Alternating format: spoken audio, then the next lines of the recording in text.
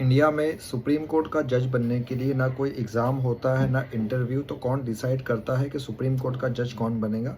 आज हम इसे बहुत इजी और बहुत सिंपल लैंग्वेज में समझने की कोशिश करेंगे। तो चलिए स्टार्ट करते हैं वीडियो। सबसे पहले जो जजेस की वैकेंसी अराइज होती है, उसके बाद जैसे इफ़ अगर कोई जज रिटायर होता है एट द एज ऑफ 65, या वो रिज़ाइन करते हैं या उनकी डेथ हो जाती है, या जो नंबर ऑफ़ जजेस हैं उनको बढ़ाने की कोशिश की जाती है, तो सबसे पहले ये जो मैटर आता है वो आता है कॉलेजियम के पास। अब कॉलेजियम सिस्टम क्या होता है, the chief justice of India और 4 मोस्ट सीनियर जजेस ऑफ द सुप्रीम कोर्ट, ये कॉलेजियम का पार्ट होता है, ये कॉलेजियम बनाते हैं।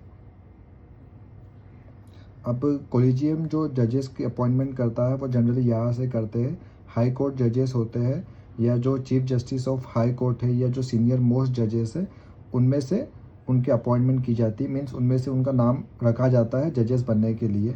और बार कोटा जो होता है, जैसे जो सीनियर मोस्ट लॉयर्स होते हैं, उनका भी नाम रखा जाता है जजेस बनने के लिए। अब इसके बाद का जो प्रोसेस होता है वो होता है डेटा कलेक्शन। जो डेटा कलेक्ट किया जाता है, उसके बाद कॉलेजियम जो होता है वो डिसीजन मेकिंग होता है, चीफ जस्टिस ऑफ इंडिया और 4 मोस्ट सीनियर जजेस आफ्टर फाइनल अप्रूवल। इफ़ अगर कॉलेजियम सिस्टम कोई जज को अपॉइंट करती है, मीन्स उनका एक फाइनल अप्रूवल लेती है, तो वही फाइल भेजी जाती है गवर्नमेंट को। यहाँ से शुरू होता है जो एग्जीक्यूटिव जो प्रोसीजर होता है, मीन्स गवर्नमेंट और उसमें प्रेसिडेंट और प्राइम मिनिस्टर सब उसमें इन्वॉल्व होते हैं। मैं आपको एक एग्जांपल के ज़रिए समझाने की कोशिश कर रहा हूँ।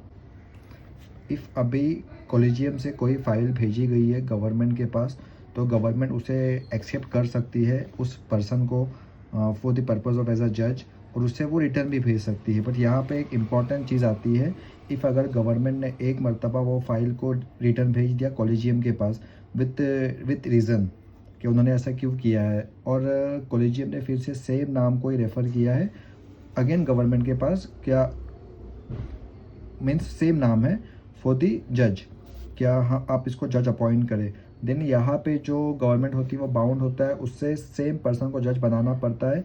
इफ़ अगर वो फिर से उसको रेफ़र करती है कॉलेजियम सिस्टम। ये जो शुरू हुआ था ये बहुत इंपॉर्टेंट एक केस है 1998 और 1993 का, जो जिसे हम जजेस केसेस के नाम से भी जानते हैं। इसके बाद जनरली उसको अपॉइंट किया जाता है उस जजेस को, फिर उसके बाद उसकी ओथ सेरेमनी होती है, प्रेसिडेंट साइन होता है जो गैजेट वगैरह में नोटिफाइड होता है।